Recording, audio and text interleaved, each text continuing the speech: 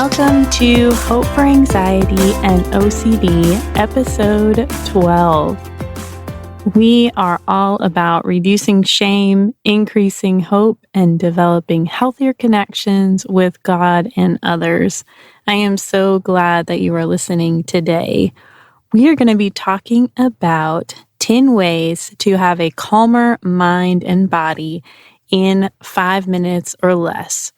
Yes, this is possible. Sometimes people feel like they need a long time in order to calm down. Like, I need to go take an hour bubble bath. That's awesome. Sometimes you're able to do things like that, but sometimes you have 5 minutes before you walk into your dentist appointment and you're super nervous about your tooth extraction. You don't always have a lot of time to relax, so I want to teach you some quick, relatively easy to implement ideas also that you can do anywhere. You don't need any special equipment for these.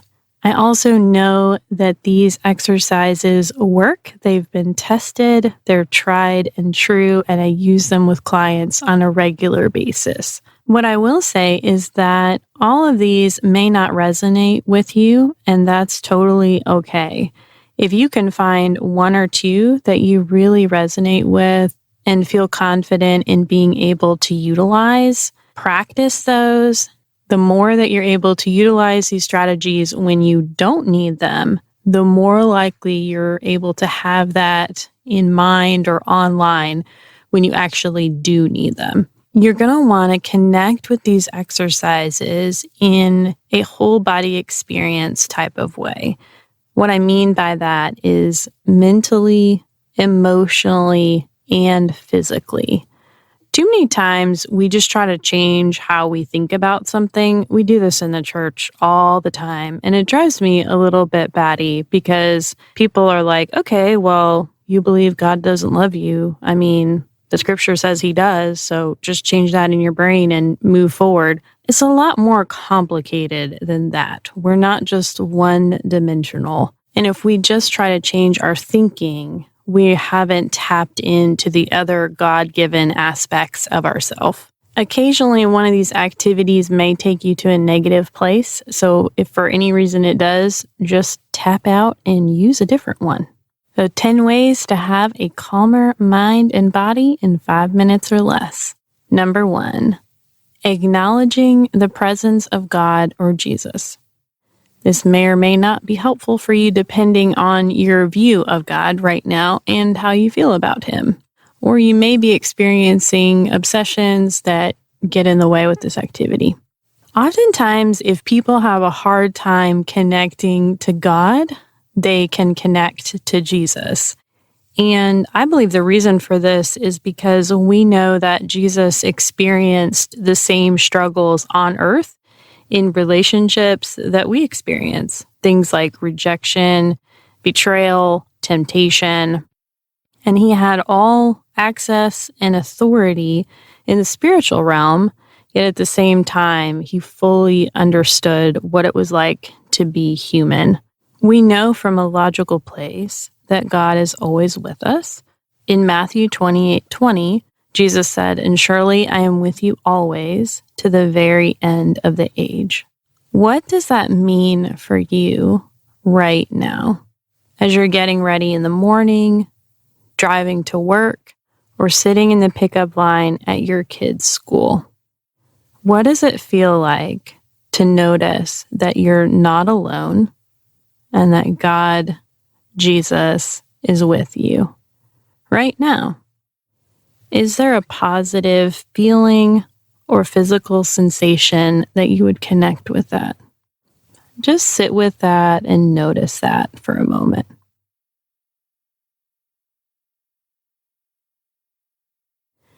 Number 2, gratitude. What are you thankful for today? Now, I want you to stay away from generics. Don't just say, I'm thankful for my spouse, or I'm thankful for my parents or my kids. See if you can make that specific. So today, I'm thankful that my spouse jumps in and helps around the house as needed.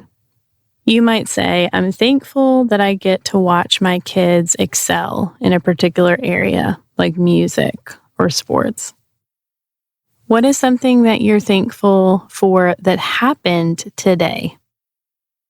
Maybe you'd say, I'm thankful that I didn't get stuck in traffic when I had to make a long drive. Or, I'm thankful that I got to have a conversation with a good friend. Developing a regular gratitude practice will change your life. Even if you take a few minutes a day to jot on a calendar something very specific that you're thankful for that day. I did this during a very sad and dark period of my life, and it really helped me get a different perspective. Number 3, spending time with an animal, or if you can't do that, at least thinking about them. Of course, if you have an animal at home, you can interact with them. I talk to my cats all the time, and there's absolutely nothing wrong with that. If you don't have animals, you can watch baby animal videos on YouTube or funny animal videos, and that can get you in a different headspace as well. I've found that even when clients don't have an animal in session, they can bring up how their animal makes them feel. So think about what it's like when your dog is right next to you. What does it feel like to stroke his fur? What kind of funny things does your dog do that really make you laugh? And as you think about your dog, how do you feel? And how does that make your body feel? Number 4, connect with your breath. This may cause some distress if you have a hard time tuning in internally to yourself. Just start by noticing your breath without feeling any pressure to change it. And then after a little bit of time, see if you can make a shift in how you're breathing. Maybe breathing out a little bit longer on your exhales, kind of slowly releasing the air, trying to breathe from your diaphragm and not your chest. Some people find it helps them to count every inhale or exhale, just so they have something to focus their mind on while they're breathing. Number 5, sing a song. Notice I said sing a song, not passively put music on in the background.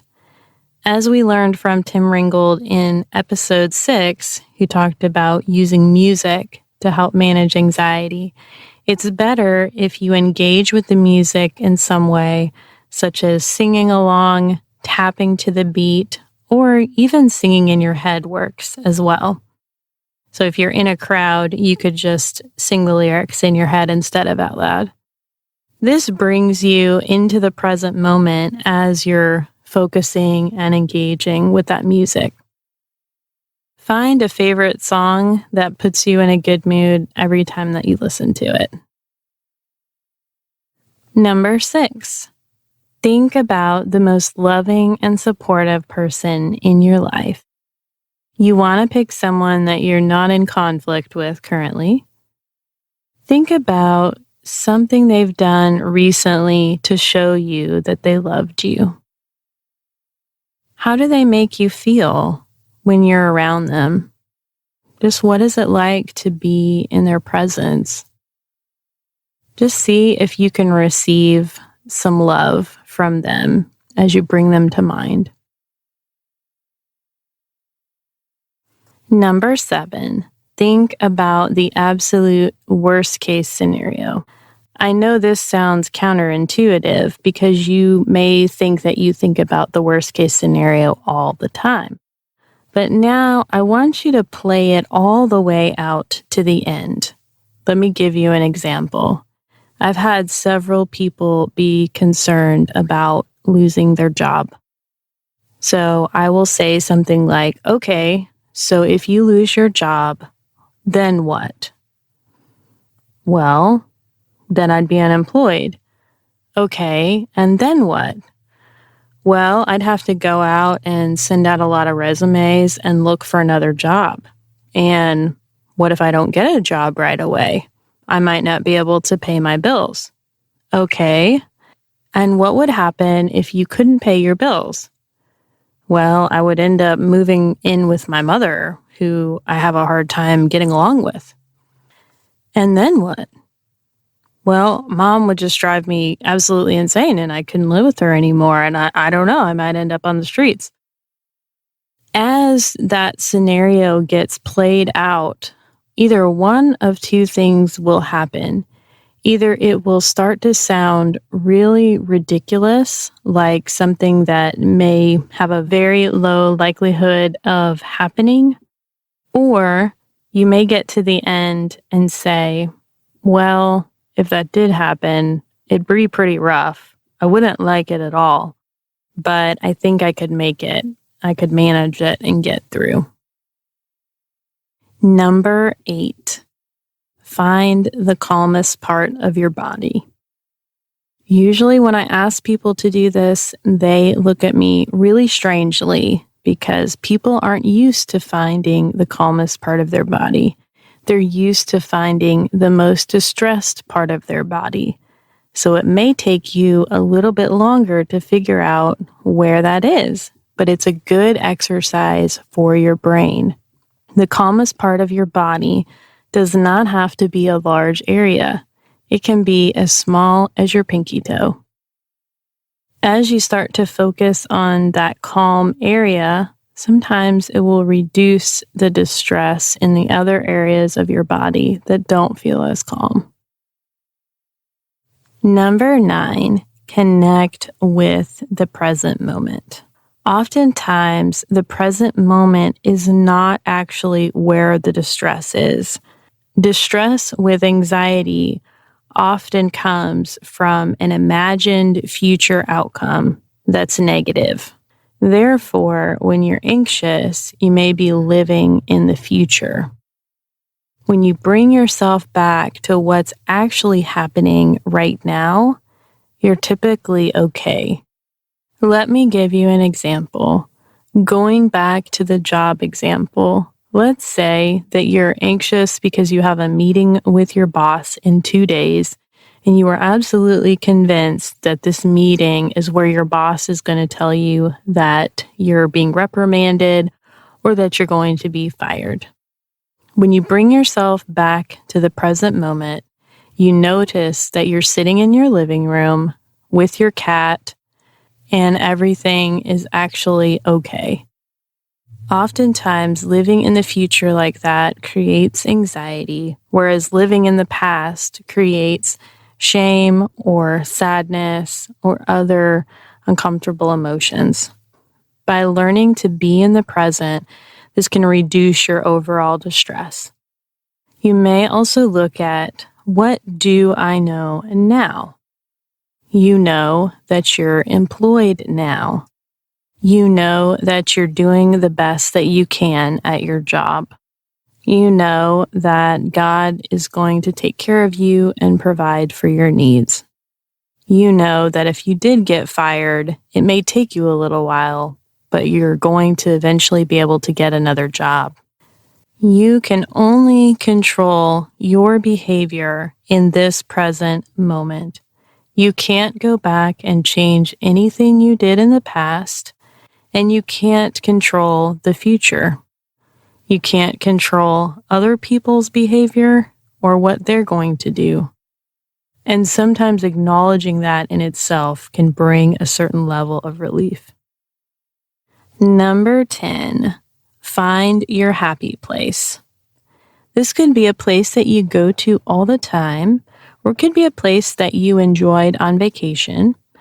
The place itself doesn't really matter as long as you can connect positive sensory experiences to it. So I'm going to tell you about my happy place and describe it based on my senses as I experience it. My happy place is a park that's in Nashville. There are beautiful trees along this wooded area, and there's a beautiful lake trail. You can go out on a pier and see the lake. It's very quiet and peaceful out there. You may see birds flying. It smells like trees, grass, fresh air. There's a cool breeze coming off the lake. And I think about walking with Steve there and just enjoying his company. When you get really good at going to this place in your mind and bringing up the positive body sensations that you have associated with it, you can actually attach what we would call a cue word to it. So this word is going to help prompt you to think of this place. Your word could be anything associated with that place or how it makes you feel. So I may decide that because the park causes me to feel peaceful when I'm there, that the word I'm associating with it is peace. I hope that you found the 10 ways to have a calmer mind and body in 5 minutes or less helpful to you. And I wanted to give you a secret on how you can get number 11. If you go to hopeforanxietyandocd.com and subscribe to our newsletter, I try to send out about 1 email a week so we will not bombard you. I have a free relaxation audio that you can connect with. It's another activity that I've used with clients that they've really enjoyed. And I've even had people tell me that this relaxation activity helped them calm down when they started to experience a panic attack. You can also find other free and paid resources on our website to help you with anxiety and OCD. I want to tell you about some of our future episodes that I am so excited about. We are going to be talking with a marriage and family therapist about how to help your anxious spouse. I'm also going to be interviewing an author who is a Christian to talk with her about her book on mindfulness. And I have another solo episode which talks about how to find a therapist who is the right fit for you. So I hope that you will hang in there with us and tune in for these episodes. Thank you so much for listening. Hope for Anxiety and OCD is a production of By the Well Counseling in Smyrna, Tennessee. Our original music is by Brandon Mangrum, and audio editing is completed by Benjamin Bynum. Until next time, may you be comforted by God's great love for you.